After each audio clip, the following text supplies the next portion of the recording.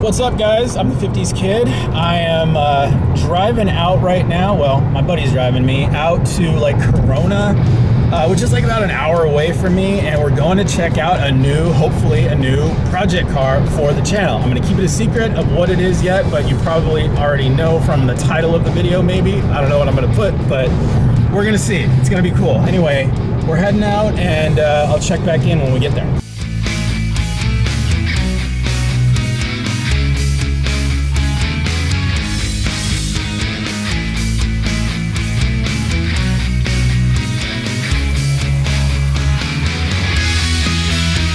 So guys, we are almost there. I want to talk a little bit about the car before we get there.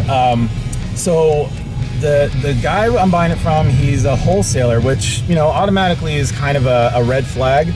In my case, I really don't care, because wholesalers, they're gonna, you know, they're buying cars and reselling them. So that's what this guy's doing. Like, he got this car cleaned up. He sent me pictures of it. It looks really good, really clean on the inside and outside, but I'm hoping actually that it has some problems. What I want from a car is I want my car to be kind of like a Hollywood celebrity. I want it to look great on the outside and be a basket case on the inside. That's what I'm looking for. I want something with problems under the hood. I'm the strangest shopper for a used car ever, because otherwise I don't have any content for the channel. So this vehicle has 150,000 miles, which makes it very likely that it has a lot wrong with it, unless the previous owner actually had a lot of stuff done. And the thing is, this guy doesn't have any history of what was done to the car, because he's not the original owner. So it's kind of a big unknown for me. So we're really gonna have to inspect it when we get there. I'm gonna have to look at everything, look at the tires, try to feel around and check for common problems under the hood that I know about. So yeah, this is gonna be exciting.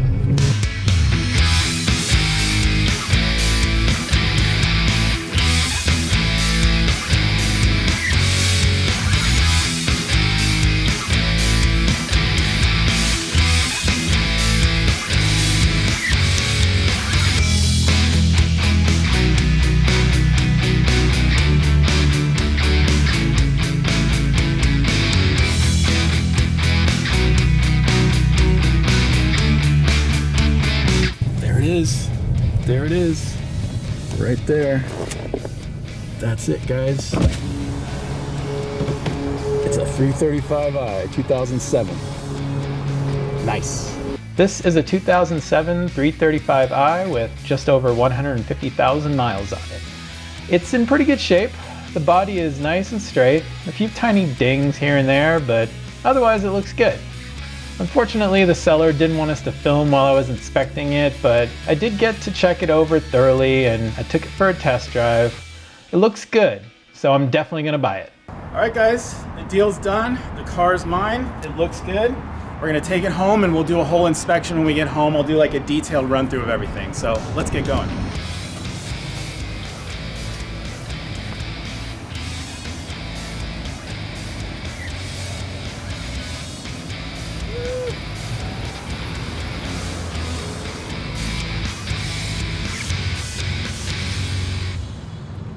Great, already we got our first problem. Looks like we're overheating a little bit, and we got a coolant light. And of course my scan tool's in the trunk, and I don't have any spare coolant on me. My buddy is following me, and we're on this part of the road where like there is no exit. At least there's something coming up. Something, jeez, but we're just on this long stretch of highway where I can't really pull off. There's no left lane, there's kind of a half right lane here. But as soon as I see something, right now I'm sort of traveling through the air, and that's helping to cool the vehicle or keep it at least steady. It is a little hot, but I want to pull off somewhere. So I'm just hoping I get to something where I can pull off, and hoping that this doesn't keep on going up. What do we got here? We got something. Okay, there's some kind of something. All right, we're gonna see. Oh my God. So there was nothing wrong with it. I hooked up the scan tool. There were like 4 codes in some of the modules, nothing serious, just the stupid body modules.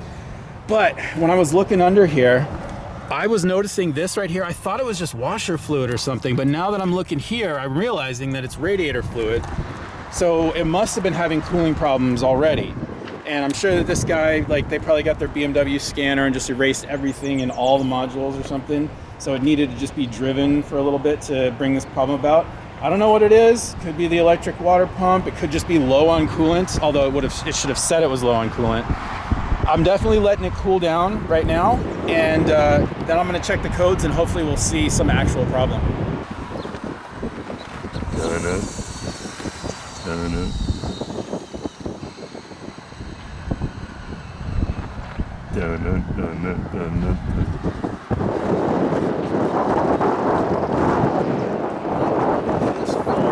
It's full of coolant.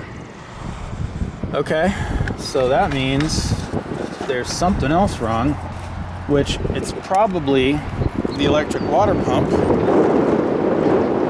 That sucks. You don't want that to happen. You can't drive home without your water pump. I'm hoping it's not that. When will we know if it is?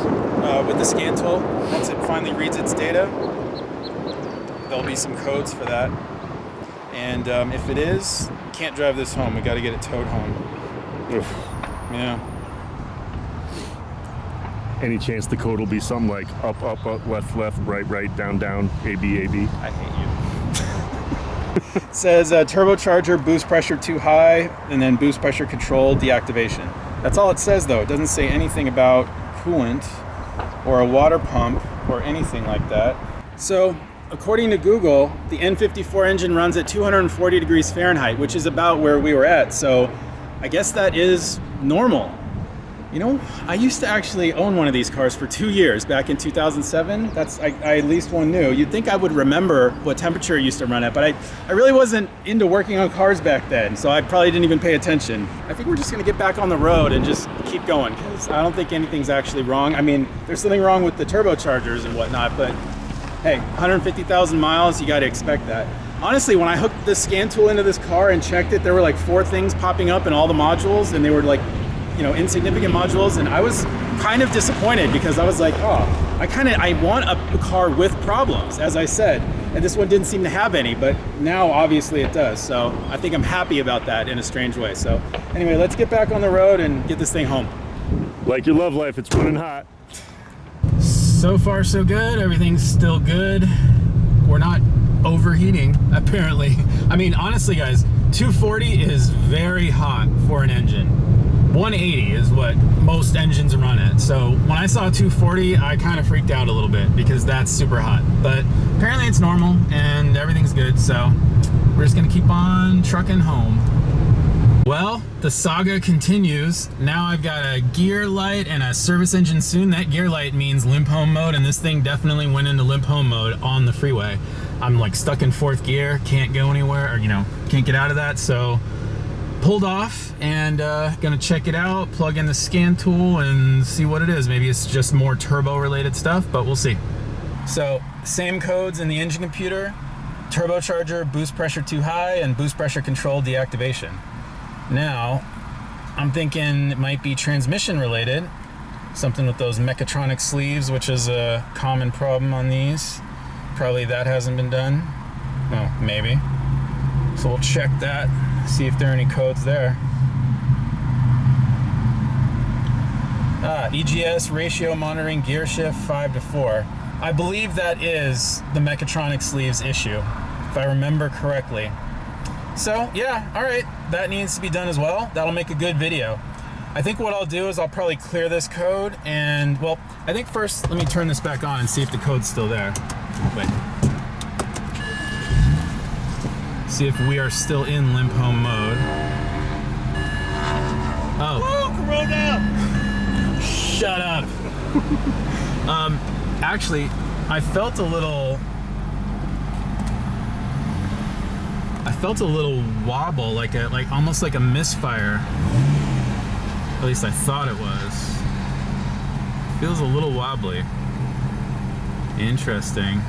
Yeah, we have a check engine light and everything, but I think we probably are not in limp home mode, but I'm still gonna clear the code anyway. Let's clear fault codes out of the transmission. Shut up. Yes, clear fault code. All right. Now we're good. I think I'll exit. Actually, I'll probably stay in. Cool, I'll keep the scan tool there. All right, let's get back on the road. So we managed to make it home in one piece, and I think maybe this video is getting a little too long, so I think we'll save the whole walkthrough for the next video. In the meantime, I've done some preliminary research on the boost pressure problem. I hopefully think it's going to be a somewhat easy fix. I don't think it's going to require replacement of the turbos or anything like that. I think that is a different problem. And then the transmission issue, I'm pretty sure I know what that is already, so we'll do a video on that. Lots of great videos coming up, guys, so stay tuned. If you like this video, give me a thumbs up, subscribe if you want to see more.